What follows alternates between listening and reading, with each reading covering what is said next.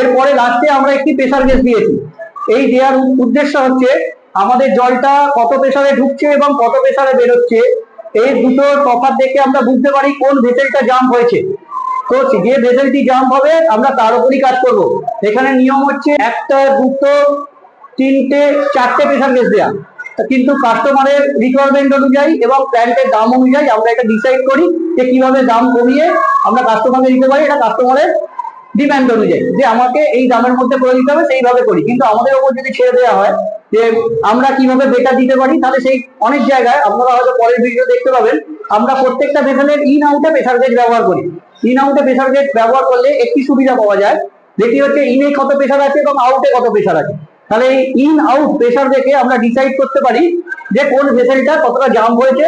সেই ভেসেলের উপর কাজ করলে মানে এটা না হয় যে আমরা বুঝতে পারছি না কোথায় কি হয়েছে, তো সবই খুলে ফেললাম, সবটাই নষ্ট হলো, সেইটা না করে পার্টিকুলার ওই জায়গায় কাজ করলে প্ল্যান্টটিকে সারানো বা মেনটেনেন্স করতে সুবিধা হয়।